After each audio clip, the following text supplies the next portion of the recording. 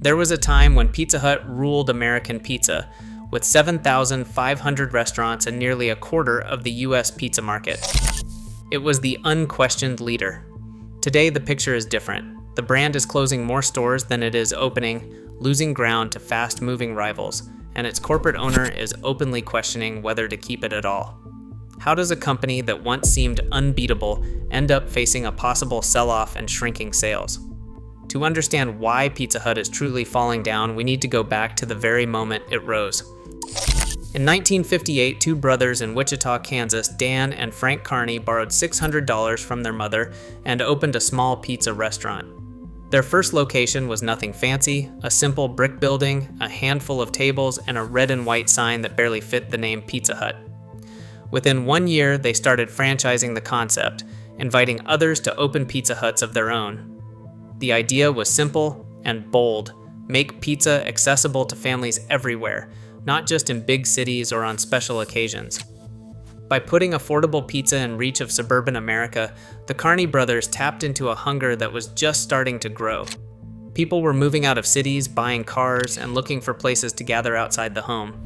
Pizza Hut's early model did not require much money to start, and the menu was built around cheap, filling ingredients thanks in part to government cheese subsidies that kept costs low. Franchising let the brand multiply almost overnight, with new owners eager to bring the red roof experience to their own neighborhoods. The Carneys' gamble paid off. Just 14 years later, by 1972, Pizza Hut counted over 1,000 restaurants. By 1976, the number had doubled to 2,000 locations worldwide. What began as a shoestring operation in Kansas became a symbol of American ambition, a brand that grew not by luck, but by making pizza a staple of everyday life. In 1977, Pizza Hut became part of the PepsiCo empire. The deal brought national ad budgets, access to PepsiCo distribution, and a seat at the table with some of the world's biggest brands.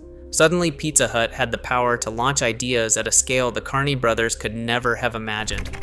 Executives at PepsiCo pushed for bold moves, and the brand answered with a steady stream of headline-grabbing menu inventions.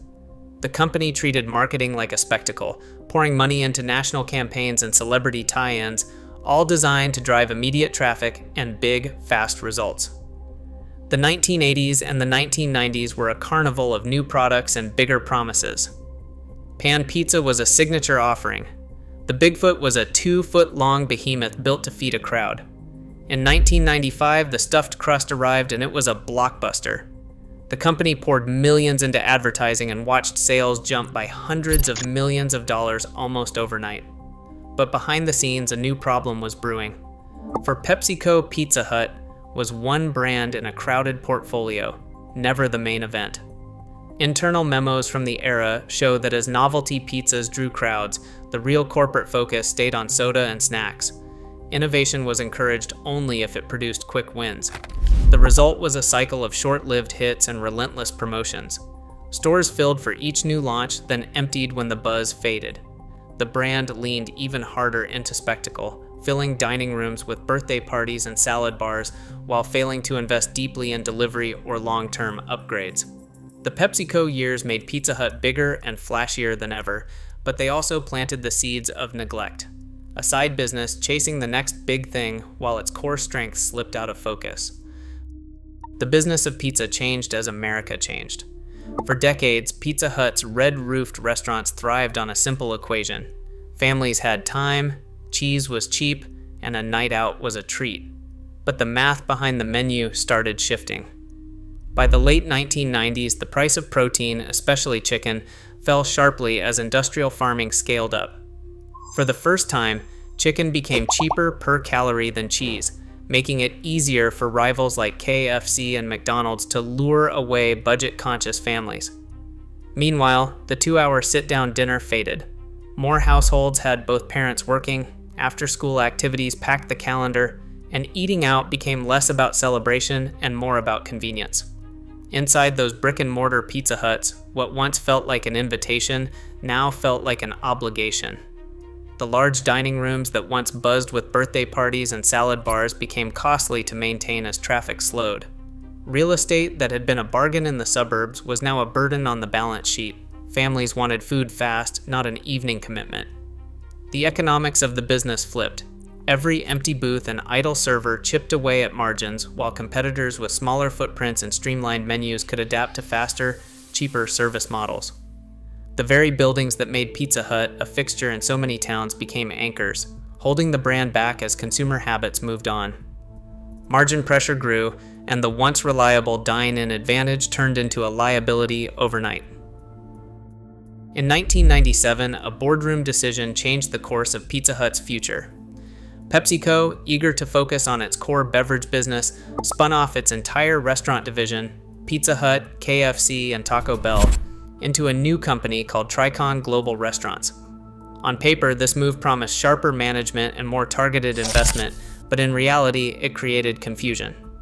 Pizza Hut became one piece of a much larger puzzle, managed in a portfolio alongside fried chicken and tacos. Executives at Tricon, and later the rebranded Yum brands, steered attention toward whichever brand showed the fastest growth or the biggest international upside. Taco Bell's youth appeal and KFC's global expansion often drew the lion's share of capital, while Pizza Hut's needs were weighed against competing priorities. Internal investment documents from the late 1990s and early 2000s show that modernization budgets and marketing dollars were split, with Pizza Hut's request frequently deferred or scaled back. This new structure blurred Pizza Hut's mission. Instead of doubling down on what made it unique, the brand was pushed to chase multiple strategies at once. It experimented with delivery, held on to dine-in, and launched menu stunts to keep up with rivals. Leadership changed often, each executive bringing a different vision, but none had the mandate or the resources to see it through. The result was a company drifting between identities, never fully committing to one path. As competitors focused tightly on delivery or value, Pizza Hut found itself lost in the shuffle, with its own parent company treating it as just another line on a balance sheet. Domino's faced its own crisis in the late 2000s. Customers complained the pizza tasted like cardboard and sales stalled, but instead of hiding, Domino's went public with its flaws. In 2010, the company overhauled its entire recipe with a new sauce, a new crust, and new cheese, and launched a bold campaign admitting past mistakes. At the same time, Domino's poured resources into technology, rolling out the pizza tracker and making online and mobile ordering simple and reliable. By 2017, these moves paid off.